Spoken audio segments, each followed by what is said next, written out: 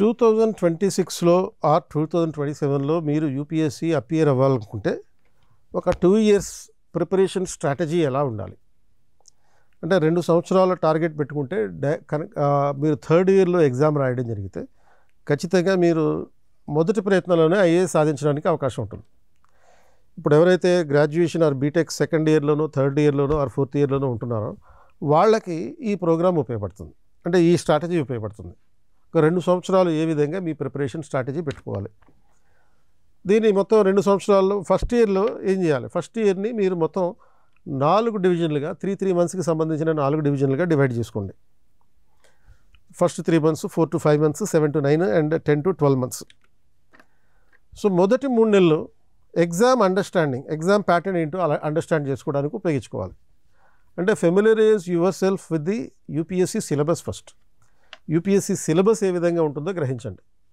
ప్రిలిమ్స్లో ఏముంది, మెయిన్స్లో ఏముంది, రెండింటికి కంపాటబిలిటీ ఎక్కువ ఏముంది, ఎలాంటి ఆప్షన్లు తీసుకోవాలి, తర్వాత ఇంటర్వ్యూ ఏ విధంగా ప్రిపేర్ అవ్వాలి, ఇలాంటి అంశాలన్నీ బేసిక్ అంశాలన్నీ మొదటి 3 నెలల్లో జరిగిపోవాలి.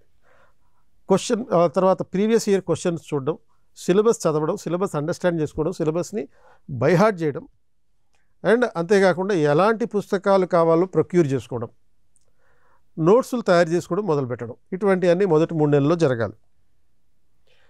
తర్వాత సెకండ్ 3 మంత్స్లో అంటే 4th నుంచి 6th మంత్లో focus on the core subjects చదవడం మొదలుపెట్టండి. కోర్ సబ్జెక్ట్ చదవడం మొదలుపెట్టండి. Start reading the NCERT. ఈ మొదలు పెట్టడం అనేది ఎన్సీఆర్టీతో మొదలవ్వాలి. సో ఈ కోర్ సబ్జెక్ట్స్ అంటే ఏంటి, పాలిటీ, ఎకానమీ, హిస్టరీ, జాగ్రఫీ. ఇవి ప్రిలిమ్స్లోను మెయిన్స్లోను రెండిట్లోనూ కంబైన్డ్గా ఉండే సబ్జెక్టులు. సో ఇవి ఫోకస్ ఎంత ఈ ఎన్సీఆర్టీ పుస్తకాల మీద ఉండాలి. ఎన్సీఆర్టీలో మీరు గతంలో ఎప్పుడు కూడా ఈ పాలిటీ, ఎకానమీ ఇటువంటి చదవకపోతే ఎన్సీఆర్టీలో 6th క్లాస్ నుంచి 10th క్లాస్ వరకు మొదలుపెట్టండి. 6th to 12th ఉండేటటువంటి సోషల్ స్టడీస్ బుక్స్ చదవండి. ఆ తర్వాత 10th, 11th, 12th క్లాసులో ఉండే political science, history, geography, economics and sociology, ఈ 5 సబ్జెక్టులకి సంబంధించిన 11th, 12th క్లాసు. అదే 6th to 10th అయితే ఓన్లీ సోషల్ స్టడీస్లో ఉన్నటువంటి పార్ట్లు. ఇవి సరిపోతాయి, కోర్ సబ్జెక్ట్ కవర్ అయిపోతుంది. అలాగే 7th నుంచి 9th మంత్లో మీ నాలెడ్జ్ ఎక్స్పాండ్ చేసుకునే ప్రయత్నం చేయండి. దానిలో భాగంగా నాన్ కోర్ సబ్జెక్టులు చదవండి. ఆన్సర్ రైటింగ్ మొదలుపెట్టండి. అంటే మెయిన్స్కి కావాల్సినటువంటి ఆన్సర్ రైటింగ్ ప్రాక్టీస్. రోజుకు క్వశ్చన్ చదవండి చాలు, రాయండి చాలు. ఈ నాన్ కోర్ సబ్జెక్ట్స్ అంటే ఏంటి, సైన్స్ అండ్ టెక్నాలజీ, అలాగే ఎన్విరాన్మెంట్ అండ్ ఎకాలజీ. ఈ 2 సబ్జెక్టులు మనకి ప్రిలిమ్స్, మెయిన్స్ రెండిట్లోనూ ఉంటాయి. అండ్ అదేవిధంగా disaster management, internal security, international relations, Indian culture, art and culture, తర్వాత ఇండియన్ సొసైటీ. ఇవన్నీ కూడా అంటే ఈ disaster management, internal security, international relations, culture, అలాగే సొసైటీ, ఇవి ప్రధానంగా మనకి ఎక్స్క్లూజివ్గా మెయిన్స్లో ఉండే సబ్జెక్టులు, డిస్క్రిప్టివ్ ఎగ్జామ్కి ఉపయోగపడేటటువంటివి. అలాగే ఈ మొదటి సంవత్సరం చివరి 3 నెలలు 10 to 12 మంత్స్ అనేది మీరు గవర్నెన్స్ అండ్ ఎథిక్స్ సంబంధించినటువంటి అంశాలు చదవాలి. ఎందుకంటే పాలిటీ, గవర్నెన్స్ ఈ 2 కలిపితే మనకి ఎథిక్స్ మీద కమాండ్ వస్తుంది. అండ్ తర్వాత సెకండ్ ఇయర్ని కూడా 4 డివిజన్లు చేసుకోండి. 4 డివిజన్లు 3 నెలల కింద డివైడ్ చేయండి. 13 to 15 months, 16 to 18 months, 19 to 21 and 22 to 24. ఏమేం చేయాలి ఈ డివైడ్ చేసుకున్న తర్వాత మొదటి 3 నెలలు అంటే సెకండ్ ఇయర్ మొదటి 3 నెలలు అడ్వాన్స్ లెర్నింగ్ ఉండాలి.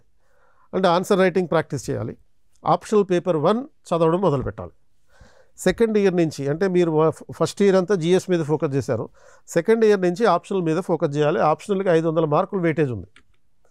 అండ్ 16th నుంచి 18th మంత్స్లో మీరు పేపర్ 2 కూడా కంప్లీట్ చేయాలి. ఆప్షనల్కి సంబంధించిన పేపర్ 2 చదివేయాలి.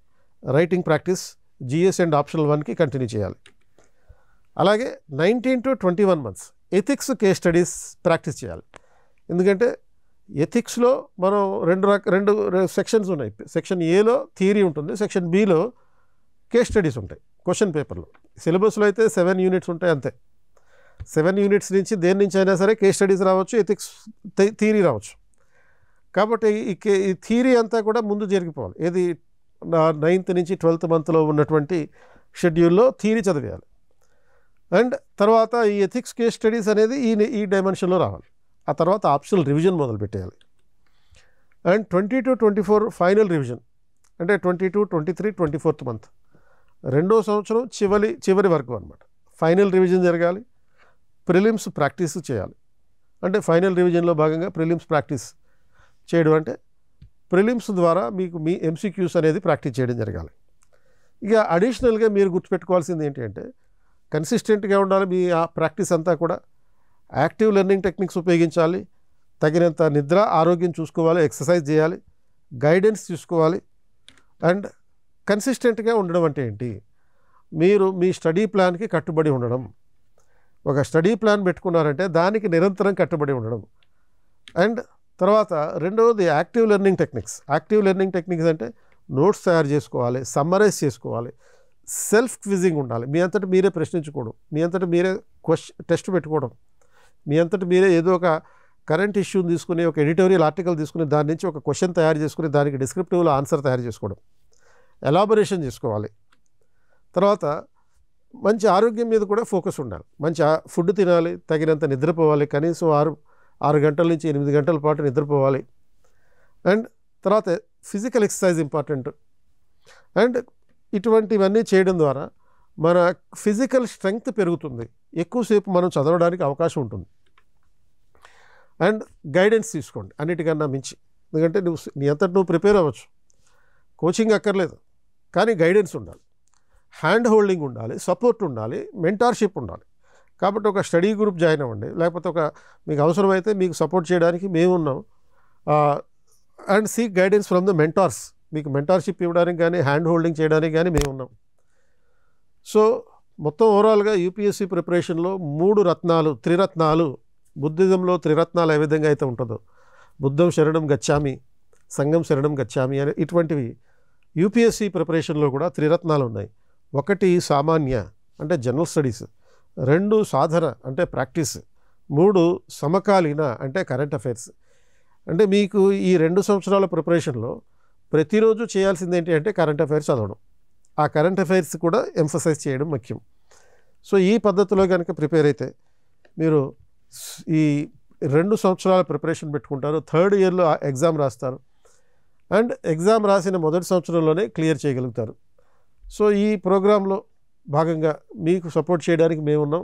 ఎలాంటి రిక్వైర్మెంట్ ఉన్నా, మీకు ఎటువంటి రిక్వైర్మెంట్ ఉన్నా కానీ ఇక్కడ చూపిస్తున్నటువంటి ఫోన్ నెంబర్కి కాల్ చేయండి. We will be with you.